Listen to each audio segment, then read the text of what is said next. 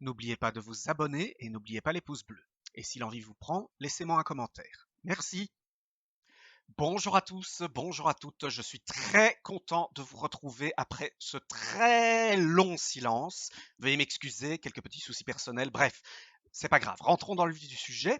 Alors, pour les nouveautés de DaVinci Resolve, je vous signale déjà que la version 17 de DaVinci Resolve est enfin disponible en version finale. Donc, pour la version DaVinci Resolve 17 et pour l'arrivée du Speed Editor, eh bien, je vous propose de faire une suite de 5-6 tutos sur ma chaîne consacrés au montage dans la page Cut, que je n'ai pas encore vu sur ma chaîne. Enfin, si, j'ai fait un tour, mais je ne vous ai pas fait une suite de tutos formation à la page Cut. C'est ce qu'on va voir ici, comme ça, ma formation DaVinci Resolve va s'enrichir. La page Cut, on va voir ici l'interface de la page Cut et on va voir comment importer vos plans. Parce qu'il y a une première petite subtilité de la page Cut, vous n'êtes pas obligé de passer par la page média pour importer vos plans. Vous avez deux boutons ici, regardez, voilà. Si je clique ici, je peux aller chercher un plan. Par exemple, ici, je vais aller prendre écaille montante. Voilà. J'ouvre et je peux directement importer un plan dans la page Cut. Alors, je peux également importer tout un dossier. Et lorsque vous créez votre dossier, dès que vous allez importer, voilà, votre dossier, automatiquement, vous allez voir dès que ça va être importé, la page Cut va créer des chutiers, différents chutiers dans lesquels vont être classés vos différents plans. Pour revenir, donc par exemple ici, si je vais sur jour 1 et que je vais sélectionner les différents plans, on peut voir qu'après, vous voyez, on a une arborescence qui s'est créée. Il suffit par exemple de remonter sur, de cliquer ici sur écaille montante, donc sur le chutier précédent, pour revenir sur l'autre chutier ou sur le master, etc. Très pratique. Donc, vous n'êtes pas obligé de passer par la page média. Toutefois, évidemment, tout ce que vous avez importé depuis la page média va se retrouver dans la page cut et inversement, comme vous le voyez, tout ce qu'on a importé de la page cut va se retrouver dans la page média. Les deux pages sont bien entendu interconnectées. Alors, l'interface de notre page cut. On retrouve ici notre navigateur, comme que vous connaissez, navigateur qui va vous permettre de parcourir tous vos plans importés, bien entendu. Plusieurs manières d'affichage. Ici, je suis en affichage nouveauté de DaVinci Resolve 17, vignette et détail, donc qui cumule les avantages de la vision par vignette et la vision par liste. Vous avez également une vision par vignette allongée qui vous permet de parcourir rapidement vos plans. Alors, ici, on retrouve un navigateur. Alors, le navigateur ici de la page cut est différent de la page edit. Il n'y en a pas deux, il n'y en a qu'un seul et il va être polyvalent, autrement dit, il va s'adapter à ce que vous voulez visionner. Si vous voulez visionner un rush de votre media pool ou si vous voulez visionner la timeline. En l'occurrence, il faut cliquer ici. Vous voyez, vous avez trois boutons. Et donc ici, moi, je suis sur la vision dans la timeline. Pour l'instant, il n'y a rien dans ma timeline. Donc si je clique ici, je peux commencer à visionner, voilà, à parcourir, très pratique, hein, les plans qui sont dans mon media pool. Voilà, ainsi.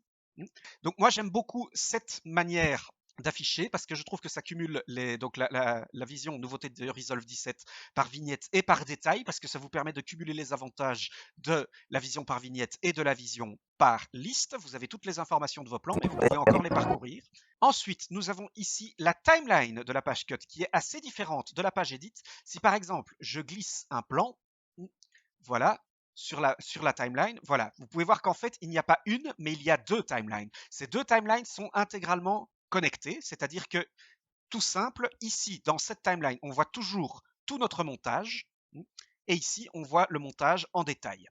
Donc, on va voir un peu comment utiliser de manière intelligente ces deux timelines. Je vous propose que dans cette suite, on refasse intégralement le montage d'écailles montantes. C'est typiquement un montage qui fonctionnera très bien dans la page cut. Comme ça, vous aurez une bonne utilisation de la page cut en cas de montage, reportage ou capsule. Et autre petite subtilité, on peut voir ici qu'il y a un troisième bouton. Donc ici, j'affiche la timeline. Ici, j'affiche mes plans dans le navigateur.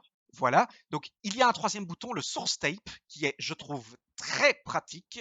Voilà, qui vous permet en fait de parcourir tous vos plans, les plans de tous vos chutiers, hein, directement dans la page Cut. Ainsi, vous voyez, ici j'ai absolument tous les plans de mon navigateur, tous les plans de mon media pool qui sont représentés l'un à la suite de l'autre et on va pouvoir les parcourir très rapidement, les uns à la suite des autres. Hein. C'est une fonction extrêmement pratique. Je reviendrai dessus lorsqu'on commencera le montage directement en créant un fil rouge.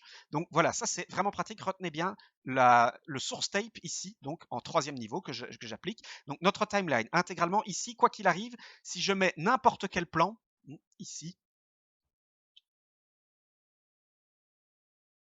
dans la timeline et en fait vous voyez toujours la petite timeline va toujours m'afficher tout mon montage. Donc là je suis en fin de montage, là je suis en début de montage.